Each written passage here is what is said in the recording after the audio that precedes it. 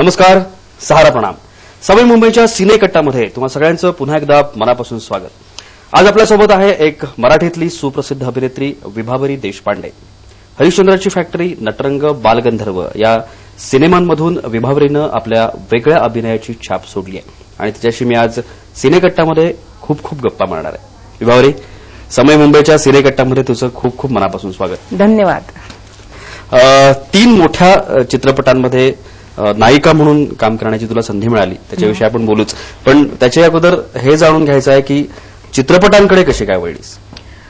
योगायोगाने वळले असं म्हणायला हरकत नाही. म्हणजे नाटक करत होते कॉलेजमध्ये असल्यापासून आणि सुरुवात अशी झाली की संदीप सावंत श्वास चित्रपटाचे दिग्दर्शक, ते माझा अगदी जवळचा मित्र आहे. त्याची बायको नीरजा पटवर्धन माझी मैत्रीण.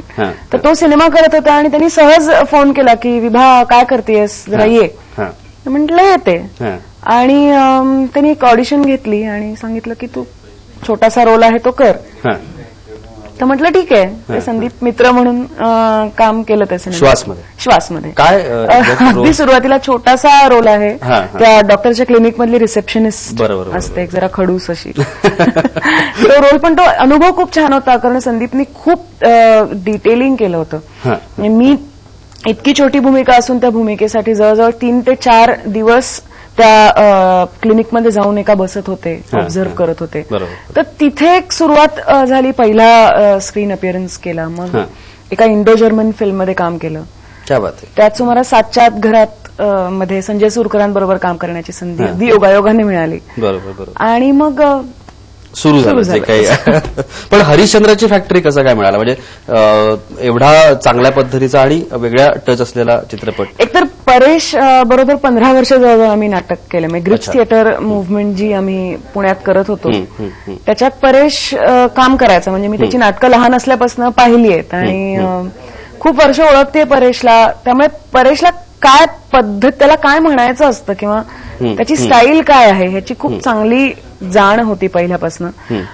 त्यांनी स्क्रिप्ट वाचन केलं त्याचं, तेव्हा अजिबातच ध्यानीमनी नव्हतं की तो असा काही विचार करतोय आणि अचानक बॉम्ब पडल्यासारखं झालं की तू काम करतेस असं त्यांनी एक दिवस सांगितलं. तर 2005 सालची गोष्ट आहे. प्रत्यक्ष सिनेमा व्हायला 2008 उजाडलं. पण म्हटलं ठीक आहे, मग एवढी तू ज्या अर्थी म्हणतोयस त्या अर्थी कदाचित मग मी करू शकेन, कारण इतका महत्वाचा रोल आहे तो की ती जबाबदारी मोठी होती. आणि तोच मला वाटतं तुझा लीड असलेला पहिलाच सिनेमा होता. रसिको, हरिश्चंद्राची फॅक्टरीनं 2009 साली ऑस्कर वारीसाठी सुद्धा अर्ज भरलेला होता आणि आपल्याला सगळ्यांनाच माहिती आहे अतिशय उत्कृष्ट मूल्य असलेला, अशा पद्धतीचं निर्मिती मूल्य उच्च असलेला अशा पद्धतीचा चित्रपट म्हणावा लागेल. परेश मोकाशींनी दिग्दर्शित केला होता. नंदू माधव त्याच्यामध्ये लीडमध्ये होते. एक छोटासा सीन बघूया जो विभावरीवरती चित्रित झालेला आहे आणि त्यानंतर आपण आणखीन विभावरीची गप्पा मारू. विभावरी, म्हणजे आता तू ख्रिस्त पाहिलास, तसे रामकृष्ण दिसले तर अय्या खूप आवडेल. मग आपणही ते पडद्यावरचं नाटक करायचं. शेवटचे 57 रुपये उरले. तुला असं नाही वाटत की आपल्या घरात सामान फार आहे? आता प्रत्यक्ष अनुभव हवाय. म्हणजे परदेशात जावं लागेल. लंडन आपल्या माझ्या दागिन्यांबद्दल. सुंदर. या चित्रपटाचं वैशिष्ट्य म्हणजे खरं तर हा अशा पद्धतीचा चित्रपट होता की तो कुठल्याही क्षणी कदाचित वृक्ष पण झाला असता, पण त्याला विनोदी टच दिल्यामुळे तो आणखीन बघण्यासारखा झाला. त्याच्या पाठीमागचं कारण काय होतं? म्हणजे ती कधीतरी शंका येते की फाळकेंवरचा चित्रपट आणि तो विनोदी वगैरे. इनफॅक्ट हा खूप काही लोकांना टीकेचाही विषय बनला होता, अगदी काही लोकांच्या. त्याच्यामध्ये परेशचा विचार असा होता की इतका बुद्धिमान माणूस आहे, तर जेव्हा अनेकदा असं होतं की बुद्धिमान माणसं थोडीशी विक्षिप्त असतात आणि त्यांच्याकडे एका चौकटीच्या बाहेर जाऊन वागण्याची, विचार करण्याची एक क्षमता असते जी आपल्या कॉन्टेक्स्टमध्ये अत्यंत विनोदी वाटू शकते. जर बघायला गेलं तर तो जो विनोद आहे ना तो विनोद निर्मितीसाठी केलेला नाहीये, तर त्या सिच्युएशन्समध्ये विनोद आहे. म्हणजे उदाहरणार्थ एक सीन असा आहे की तो म्हणतो की मी मिशी नाही कापू शकत. तारामतीचं काम करणारा जो मुलगा आहे तो म्हणतो मी मिशी नाही कापू शकत. तर तो म्हणतो की अरे मिशी कशी असेल तारामतीला.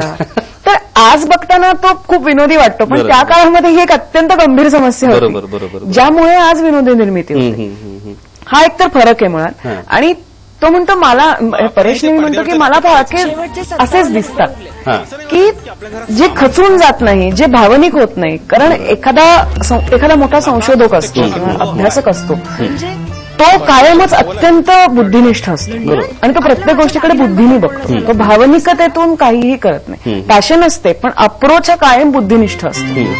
त्यामुळे हा माणूस खचून जाणार, रडणार, आता मी काय करू असं म्हणणार, असं होतच नाही. त्याला कितीही संकट आली तरी त्याच्यासाठी ती एक आनंद यात्राच असते.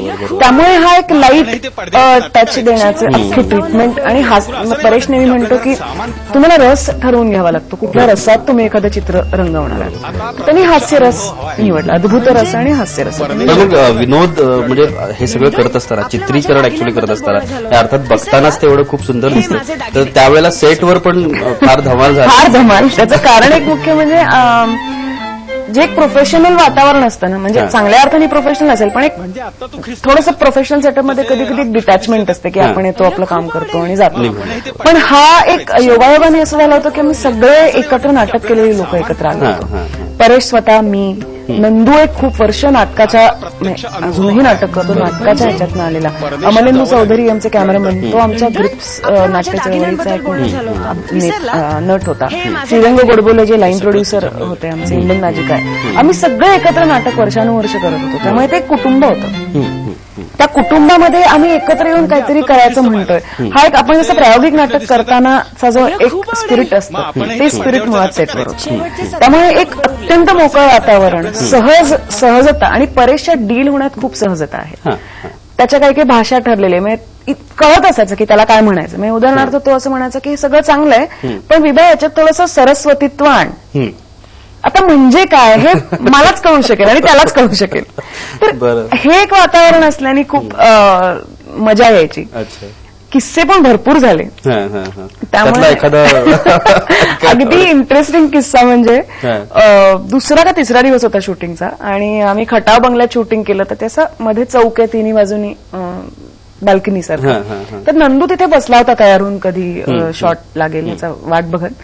तेवढ्यात एक आर्टचा माणूस आला, त्या स्पॉट बॉय आला आणि त्यांनी असं वर बघून म्हटलं, ए परेश, झाडू फेक. तो जोरात खूप वेळ ओरडत होता. तर नंदू त्याला म्हणाला की अरे काय जरा नीट परेश, तुला माहितीये ना 2 आहेत परेश सेटवर, तर जरा व्यवस्थित सेटिंग परेश म्हण, स्पॉट परेश म्हण, काहीतरी म्हण, 2 आहेत परेश. तर तो म्हणला दुसरा कोण आहे. तर नंदू म्हणला कसं आहे आपल्या सिनेमाचे जे दिग्दर्शक आहेत ते परेश. तर त्यामुळे तिथनंच ते जे एक वातावरण निर्मिती झाली आहे एका किस्स्यानी. सेट भर आम्ही नुसते धावपळ, असे खूप किस्से, अतोनात किस्से. खूप छान, खूप छान. आपण विभावरी देशपांडेशी गप्पा मारतो आहोत. हरिश्चंद्राची फॅक्टरी, नटरंग, बालगंधर्व हे सगळ्या सिनेमांमध्ये मुख्य भूमिकेमध्ये आपल्याला विभावरी दिसते आणि तिच्याशी आपण गप्पा मारतो आहोत. सिनेकट्टामध्ये आत्ता घेणार एक छोटीशी विश्रांती. कुठे जाऊ नका, पाहत रहा सिनेकट्टा.